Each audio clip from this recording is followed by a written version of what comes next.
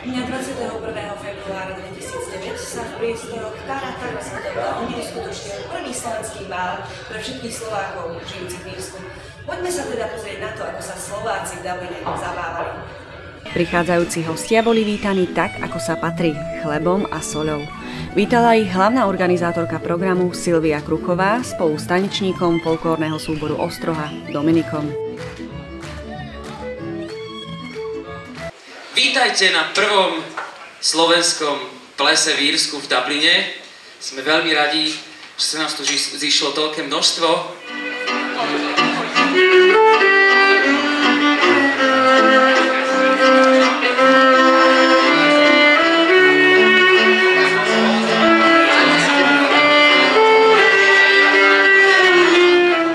V programe sa predstavil folklórny súbor Ostroha s tanečnou a speváckou zložkou.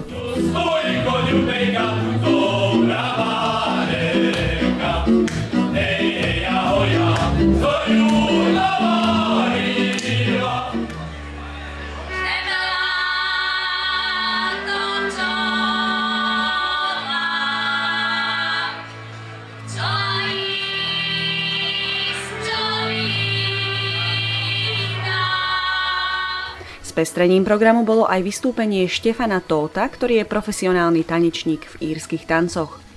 Moderátorom večera bol folklórista Andrej Záhorec.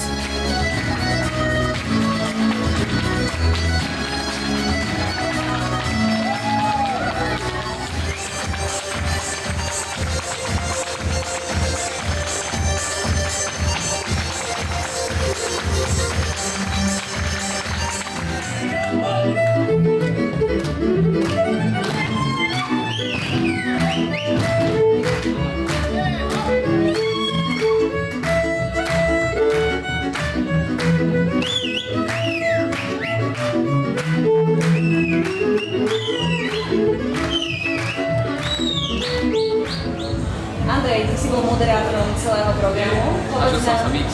Povedz nám, ako sa ti moderovalo?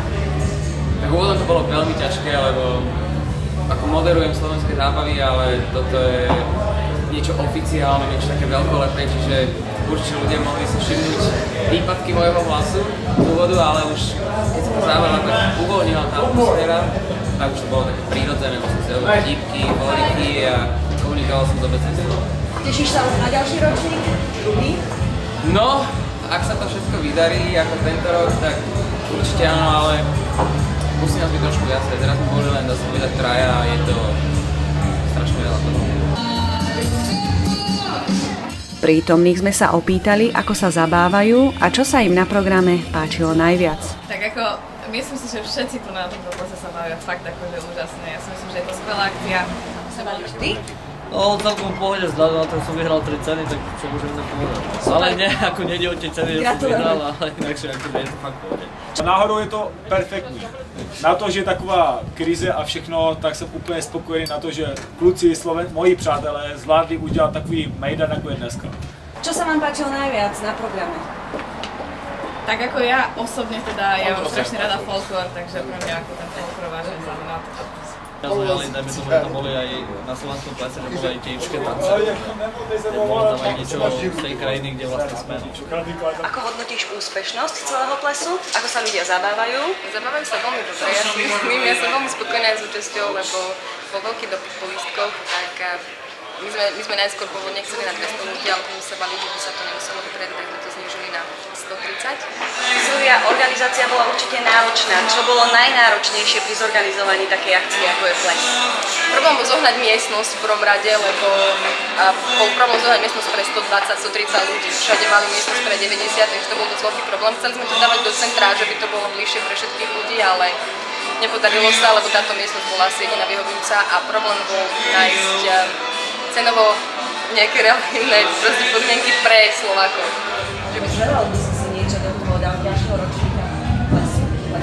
Aby nás bolo viacej, aby tie možnosti boli také, že tých ľudí príde viac a viac, pretože teraz strašne veľa ľudí chcelo, ale kapacita miestnosti nám to neumožnila.